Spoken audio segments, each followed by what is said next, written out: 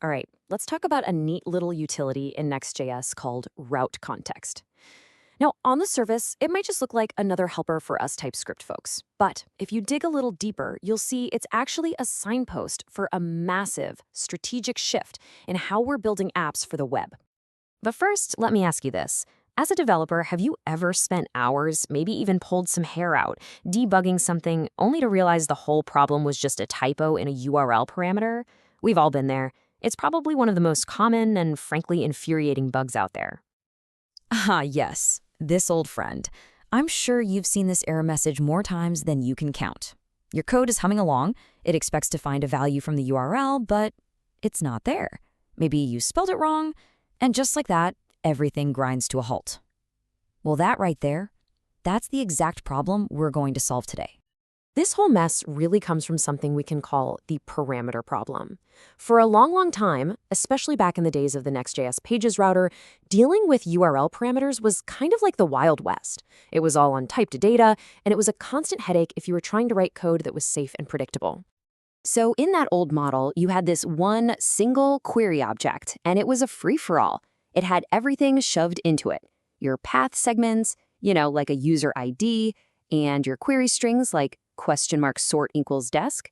It was all just jumbled together. This created so much ambiguity, and honestly, it was just a breeding ground for bugs. But then, everything changed with the app router. And I'm not talking about just a simple update. No, this was a fundamental shift in philosophy. Next.js made a huge pivot to a server-first model, and this new way of thinking is the key to solving our entire parameter problem. The app router really does change the whole game. By embracing React server components, it moves the center of gravity of your application to the server. And why does that matter? Well, it means your data fetching now happens right next to your database, which means better performance. Plus, it keeps sensitive things like API keys off the client, which is a huge win for security. And inside this new server-centric world, we now have route handlers. Think of these as the modern way to build your API endpoints.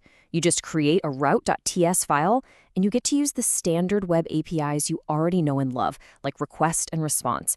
It makes everything incredibly powerful and way more intuitive. So, now that we've set the stage, this new server-first world, these new route handlers, it's time to meet the star of the show. To handle URL params in this new world, Next.js gives us the perfect, type-safe tool for the job, the RouteContext helper. So what is this thing, really? It's actually kind of magical. RouteContext is a TypeScript utility that solves our original problem beautifully.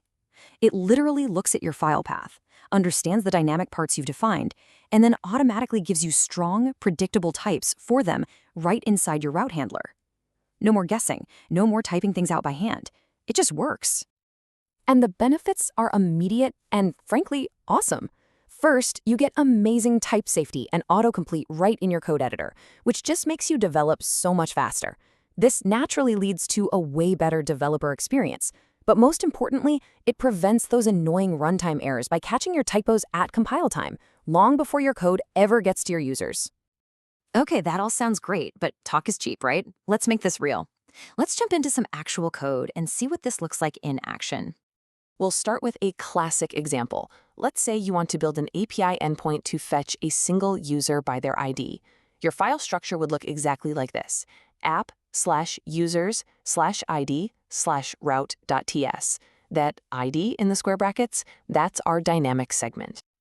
Here's how it works. It's 4 simple steps. 1, you've got your file path. 2, you import the route context type.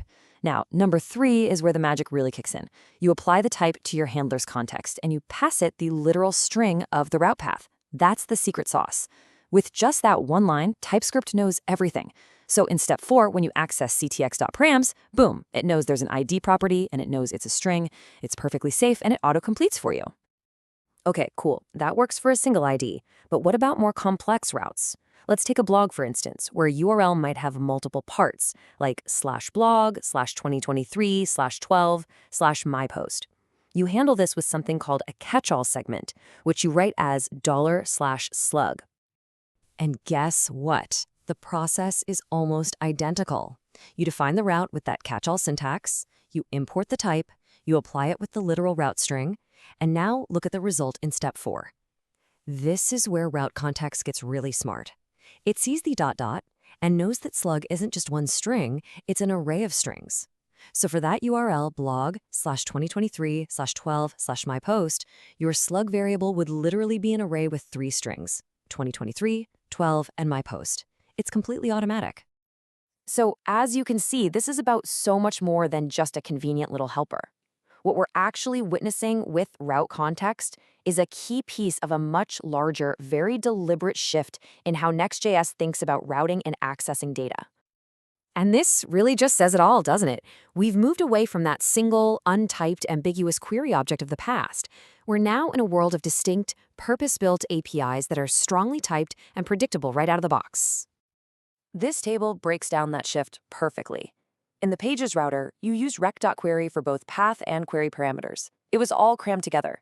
But in the app router, they are totally separate. Path params are in ttx.params, which we just saw get typed by RouteContext. And URL query params, they're in a completely different API, request.nextURL.searchParams. This clear separation is the entire point of the new paradigm. So what this all boils down to is a clean separation of concerns. The app router forces us to think of path parameters as the identity of a resource, the what, while URL queries are just modifiers, the how. This simple distinction makes our application logic fundamentally clearer and so much easier to manage. And you don't have to take my word for it. The thinking behind this is that it's a significant architectural improvement. This wasn't an accident. It was a very deliberate design choice to push us all towards a more logical, more explicit, and more robust way of handling data from the URL. This whole thing points to a very clear trend. By building tools like RouteContext, Next.js is making the server smarter, more robust, and more type-safe. And that leaves us with a really fascinating question to think about. If the server is becoming this intelligent, what does that mean for the future of the client?